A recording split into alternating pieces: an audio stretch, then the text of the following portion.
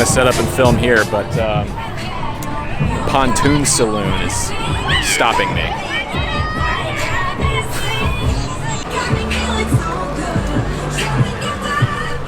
What's up, everyone? Rhett Shull here. Welcome back to another Tuesday Q&A. Thanks to everyone who responded to last week's Tuesday Q&A. Again, the response was great. I'm having a ton of fun doing these. So, again, before we get started, if you have a question for next week's Tuesday Q&A, leave it in the comments section down below, or you can message me on my Instagram at Rhett Shull or on Facebook, Rhett Shull Guitarist. I'm here in Nashville this week. I've got the day off, playing a couple of shows, one with Jesse Wilson tomorrow, which is Monday, which will be after, well, you guys will see this. So by the time you guys see this, I will have already played that show, but you know, whatever. And then Thursday, playing with Noah here at CMA Fest in Nashville, which you might be able to see in the background. They're already setting up for us. So I thought rather than just sitting in my friend's house in East Nashville and doing this video, I would come down here by the river and hang out and answer some questions. So without further ado, let's get started. First question came in on last week's video is from Ollie Morris. Ollie asks, what's your process for deciding whether you need a new piece of gear? So that's a really good question. I try and be really selective about when I buy gear, and when I do buy gear, what I'm spending my money on, because it, sorry, somebody just is pointing at the camera here. It's really distracting. Because, you know, it's a big investment, especially if you're buying a new amp or a guitar or a high dollar purchase or something like that. I mean, you really want to be sure of what you're getting and why you're getting it and everything like that. So my process starts when I identify a need for something I don't already have, whether it be a guitar or an amp or something. I will find a need, or a need will arise. Then I'll decide whether or not it's something I can use what I already have, or if it's something I need to actually go out and spend some money on. So once I've figured that out, then I kind of figure out my budget and decide, you know, what can I spend? What do I want to spend? Is this going to be a major purchase, or is this something that I can just get by with for a little while? And then from there I start doing research. You know, I'm not the type of person that spends all their free time on Reverb looking around at gear all the time. I kind of, you know, only do it when I need to. So I'll start doing some research. I'll ask around to some trusted friends who are more knowledgeable than I am, and they will answer my questions. You know, do I need this? What do you recommend? Things like that. And I get a couple of different opinions from people based on what I think I need, what they think I need, and so on and so forth. So then from there, I just start shopping. I'll hit up, depending on what it is, I'll hit up a couple of different stores in Atlanta, or I'll go online, look on Reverbs, shop used, all that kind of stuff. So really, I try not to spend a ton of money on gear if I don't have to. So most of the times when I buy something, I'm buying it with versatility in mind. I'm buying it with the idea that I can use it for more than one situation. And that's what keeps me from having to buy gear all the time. Okay, so next question came in from Gigi Cantina. Gigi asks, why do studios still record in analog? Analog recording versus digital recording, pros and cons. About me, in the 1980s, I worked for Studer International as a product support engineer, and he goes on to talk about what they worked on. So obviously, Gigi, if you worked on Studer tape machines, you know most likely way more than I know about analog recording, tracking to tape. That's something that I haven't done a whole lot of. But why do people still record in analog? You know, analog recording, tracking to tape, or tracking through old analog gear, it lends a specific type of sound. It also changes the workflow. I think those are the two main reasons why people still do it today. With digital recording, you kind of change your whole mentality, because you can have infinite takes. Depending on your recording system, you can have infinite tracks. You're not limited by things like track count and time, things like that anymore. And so it sort of changes your mentality. The other thing with tape is it forces you to be more selective about what you play, what tracks go on, especially if you're using something like a 4 or an 8-track machine where you've got to record and then bounce down and then record and bounce down. It makes you think more thoroughly about what you're playing and what you're tracking. So I would say that's the workflow side of the situation. Then there's the sound side. I mean, tape undeniably has a specific sound. It has an analog sort of warmth. There's a natural tape compression that happens, especially on things like drums and bass, that you can emulate in a digital realm, but it's still not quite the same. And two, there's just the cool factor. It's kind of the same thing with vinyl.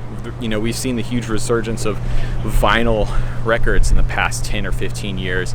And I think a big part of that is the sound. You know, vinyl definitely has its own sound, but there's also a tactile thing with vinyl. There's a process. You don't just scroll through your phone and hit a track and turn it on. You have to pick the record. You have to dust the record off. You have to spend time and touch something, and there's buttons and knobs. I think a lot of people underestimate the tactile feel, the tactile process of humans. I mean, we like to touch things. We like things that give us instant feedback. Man, I really wish I was out on that jet ski right now. It's so hot out here. But yeah, people like a tactile response. They like buttons and switches and knobs. And for me, the reason I love vinyl and I have a tape machine that I need to fix and repair is part of it is that tactile nature of it. I have recorded on tape before. I've engineered on tape before at Rick's studio. I don't necessarily like it more or less than recording to digital. It's just a different thing. It's a different vibe altogether. So there you go. All right, it's too hot out here and the light's changing too much, so I'm gonna go back. I also didn't bring any water, so I've been walking right here for 2 hours and I'm dying. All right, so the next question comes in from Maddie Barker. Maddie asks, I was wondering, could you talk about getting good guitar tones in different live scenarios? I gig regularly and I find often the exact same settings can sound different in different rooms, venues, etc. Sometimes it can even sound different day to day in the same venue. I find one's tone is easily manipulated by other band members' EQ choices. I was wondering if you'd share any insight into that. So yes, that is something that I deal with constantly. I mean, every time I step onto a stage, your tone changes based on the room you're in, based on what type of band you're playing with. I mean, there's so many variables that guitar players and other musicians just don't take into account when it comes to translating their tone from their bedroom or studio or basement to a live scenario. That's something that's inevitably going to happen in any situation.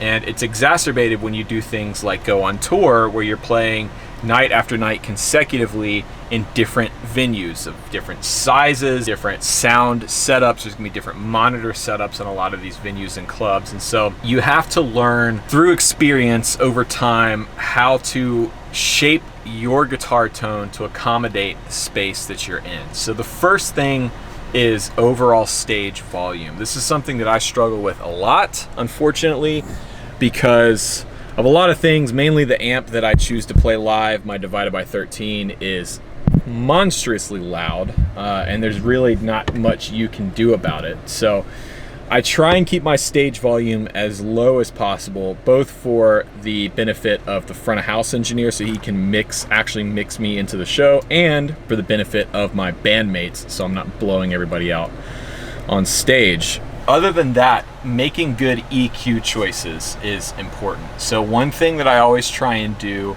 is take out most of my low end. See, in a live situation, pretty much all of the low end is going to come from the bass guitar and the kick drum. Those two things are very, very tough to get definition in a live setting. It's hard for a front of house engineer to get the kick and bass to work well together.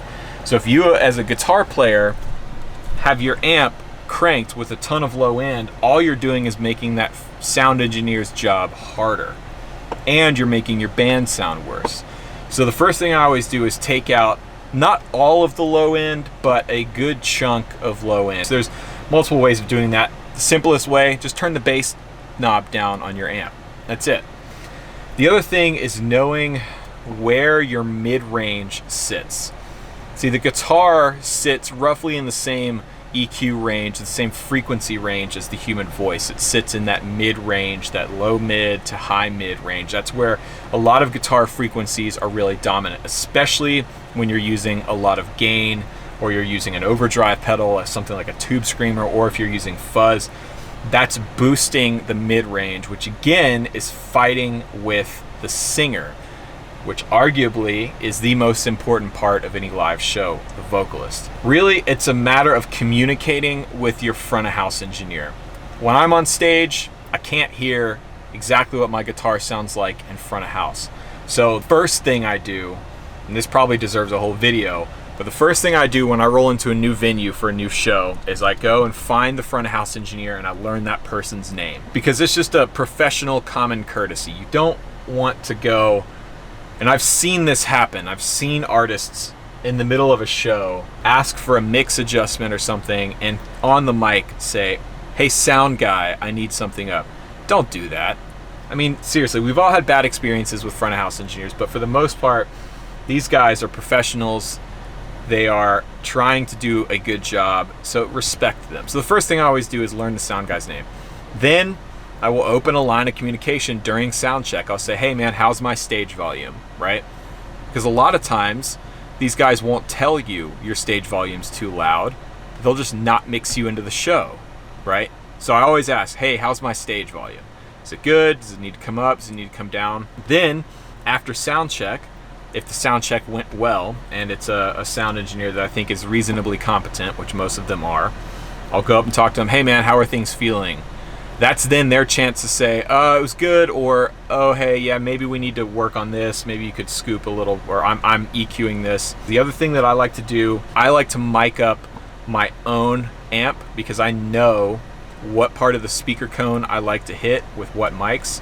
And even recently I've done so much as to start traveling with my own mics.